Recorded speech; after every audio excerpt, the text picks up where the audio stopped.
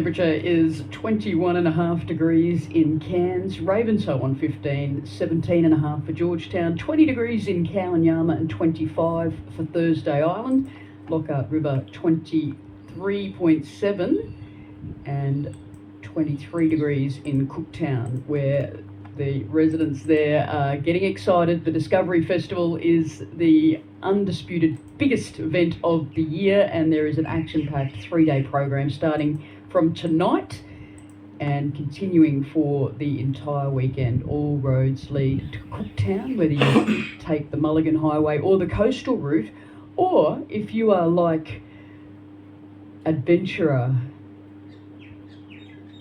Mike Atkinson, you could set sail in a canoe that you've made entirely yourself and embark on an epic journey, 1,500 kilometres of traversing some of our most remote coastland, and that is a trip that he survived to tell the tale in a documentary that is going to be screened as part of the festival proceedings this weekend. So we're going to have a chat to Mike about what he learned about Far North Queensland the hard way in just a moment. We're also going to talk to one of many diehard members of the Orange Army. It is, of course, people power that kept the Cairns Taipans alive when the club looked certain to close about 2 decades ago.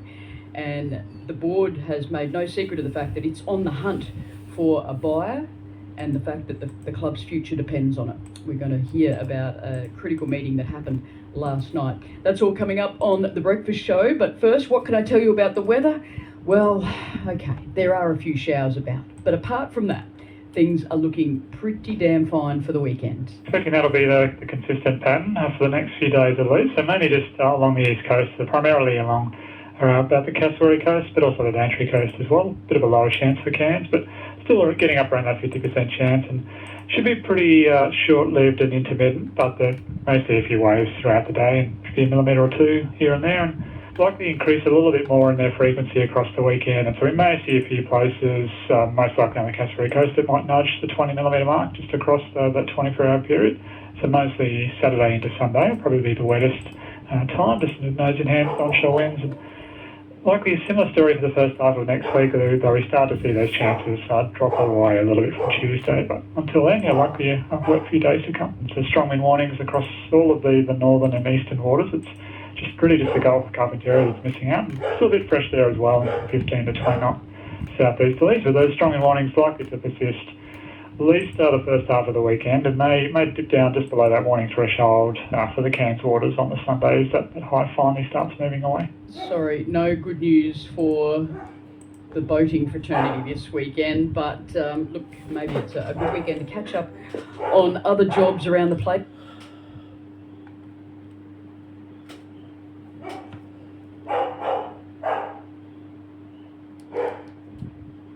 Hello.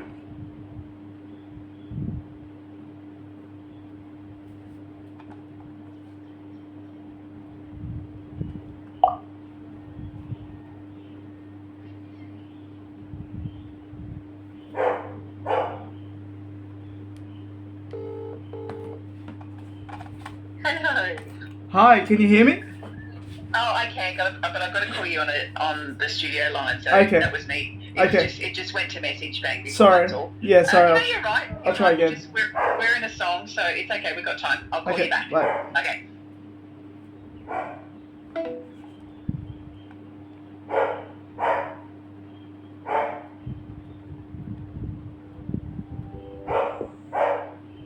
Hello. Can you hear me? How long have you been... Yeah, I can hear you, mate. How long have you been in the Orange Army for, Jeff? Oh, since it basically first started. Yeah. So when was that thing then? When did that all first kick off? Since I was a teenager, basically.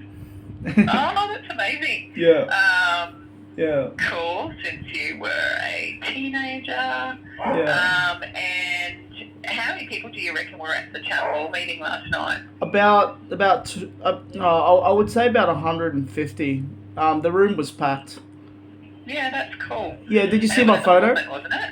What's that? Yeah, I did. Yeah. I could just try to work out. It was at the Pullman, wasn't it? Yes. Yep. Yep. Yeah, cool. Yeah. All right, I copied and pasted what was on your Facebook post to give to Charlie. So Charlie's the one that'll be interviewing you. Amazing. So she's aware of what was spoken about and what you're on. So basically, we just want to hear from a passionate fan of the Taipans as to what was said and how they're feeling.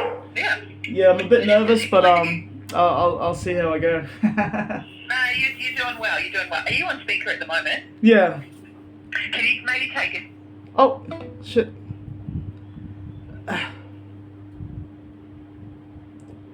Whoops.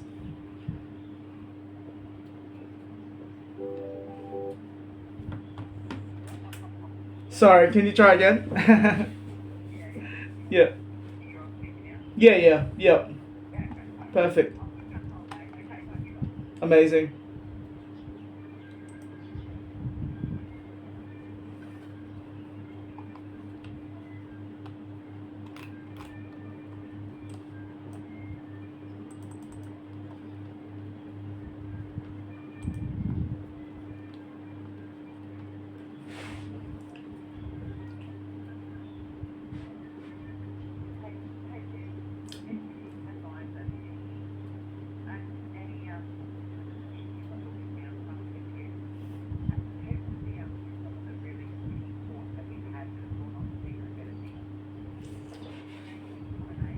Not off the top of my head, but yeah, they didn't really they didn't really focus on that side of things. They focused on yeah.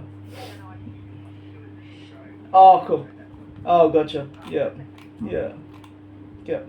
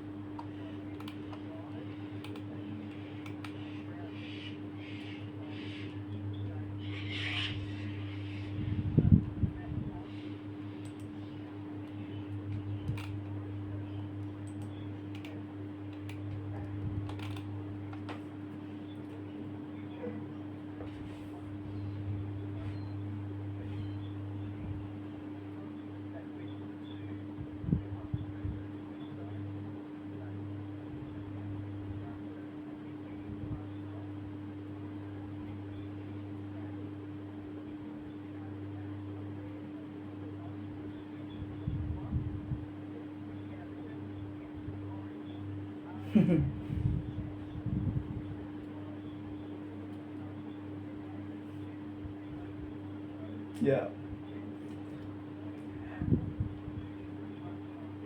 Good morning, Charlie. Thank you so much for having me on. And someone that's obviously passionate about community and connection and making sure that the voices are heard. The mood was clear. Like there was strong leadership. Like real transparency from the leaders, such as Troy. And that was the mood where there was a lot of transparency and openness.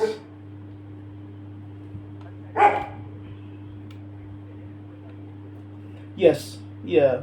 One of the things that stood out to me was obviously like it's a community club, so they talked about the finances and stuff like that. There was nothing that was really off the table.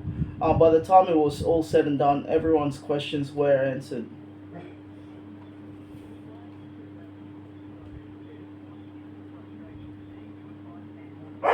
Mm.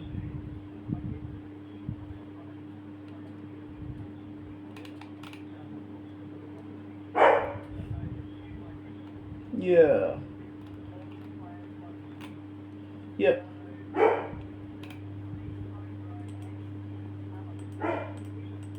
Yeah.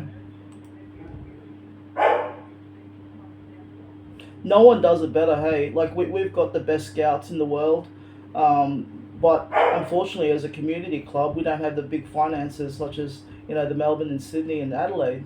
And that's what really stood out to me. But what was important was the fact that obviously we're going to a potential private ownership, but the big elephant in the room was we wanted to keep the DNA of what makes the Cairns Taipan great, is that it's a community club, that we know our roots. We're deeply in the community, and we want to keep it that way, despite if it goes through a private ownership. Yeah.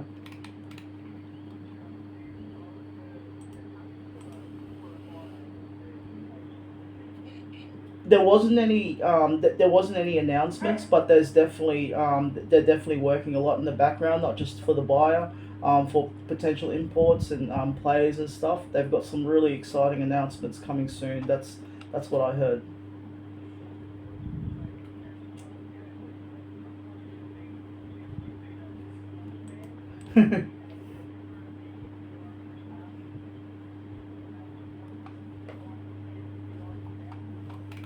Yeah, Kansas, Charlie. Kansas is a basketball town, like from junior development, and obviously we've got a potential future stadium tied to the Olympics. There was a lot of talks about a WNBL team and stuff like that.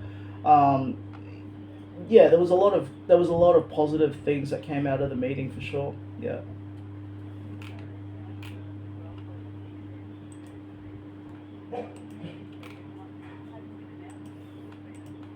yeah.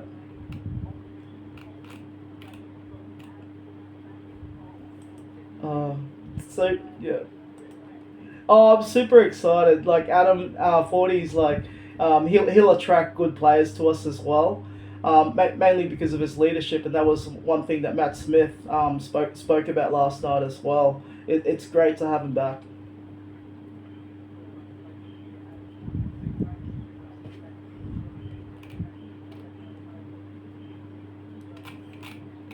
Absolutely. I mean, I'm just a local real estate guy who believes backing our own for sure.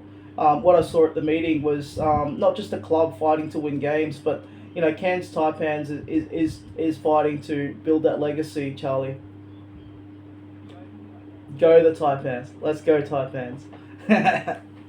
Bye.